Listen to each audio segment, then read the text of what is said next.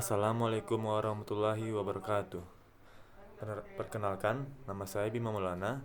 Di sini saya akan mempresentasikan materi tentang knowledge management, yaitu knowledge sharing.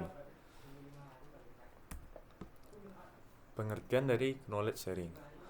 Knowledge sharing atau berbagi pengetahuan adalah metode atau kegiatan dalam manajemen pengetahuan yang digunakan untuk memberikan dan menyebarkan pengetahuan, ide, pengalaman, atau skill dari seseorang, departemen, organisasi, instansi, atau perusahaan untuk menciptakan dasar kebutuhan untuk kerjasama. Knowledge sharing merupakan bagian dari knowledge management agar bisa menciptakan ide-ide serta inovasi yang akan berkontribusi keberlangsungan suatu organisasi tersebut. Terdapat dua proses kunci dalam knowledge sharing menurut Van den Hoef dan De Ridder. Yang pertama yaitu mendonasikan pengetahuan atau knowledge donating yang dimiliki individu kepada individu yang lainnya. Yang kedua itu mengkoleksi pengetahuan knowledge collecting yang dilakukan individu penerima informasi atas modal intelektual tersebut. Selanjutnya itu manfaat knowledge sharing. Yang pertama yaitu meningkatkan kinerja perusahaan dari karyawan. Yang kedua, meningkatkan nilai perusahaan terutama dalam hal ilmu dan inovasi. Yang ketiga, ilmu yang diserap bisa diaplikasikan di luar kantor dan bermanfaat. Yang keempat yaitu meningkatkan komunikasi dan relasi antar karyawan. Yang kelima, memudahkan karyawan dalam membagi ilmu dan inovasi. Yang keenam yaitu mengasah bakat karyawan dalam beberapa bidang, misalnya public speaking. Yang ketujuh, meningkatkan kompetensi dalam waktu relatif yang singkat. Yang kedelapan, meningkatkan kerjasama antar karyawan atau unit bisnis.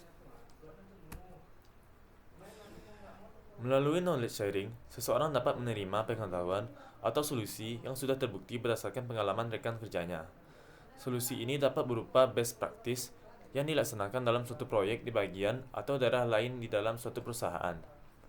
Selanjutnya, dengan dilengkapinya sistem knowledge sharing dengan informasi mengenai pakar yaitu seperti expert map, yellow page, atau expert directory, karyawan yang membutuhkan solusi yang spesifik dan detail tentang suatu masalah dapat menghubungi pakar melalui korespondensi dan diskusi via email, telepon, atau bertemu langsung, sehingga aspek pengetahuan tasit dari expert dapat juga dibagikan. Konversi pengetahuan dalam knowledge sharing. Menurut Soleh, konversi pengetahuan dalam knowledge sharing terdiri dari 4 tahap yang dikenal sebagai istilah SECI proses, yaitu dengan S.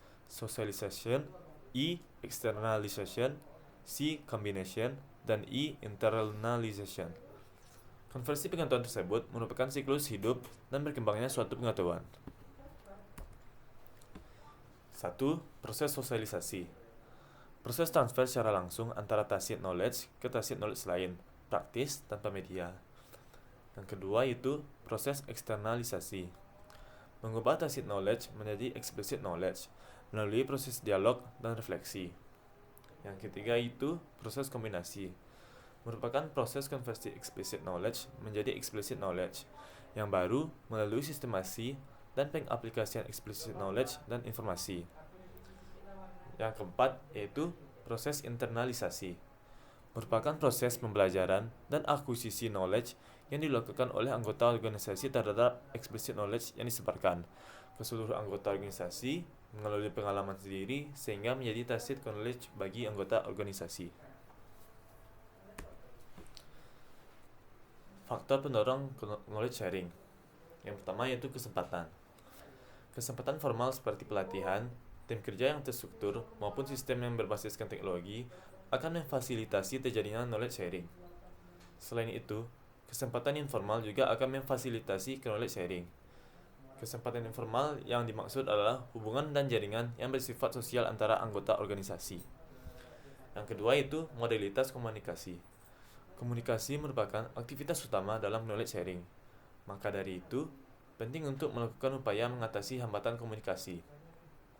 Komunikasi tatap muka maupun komunikasi yang berbasis teknologi juga akan memfasilitasi perilaku knowledge sharing.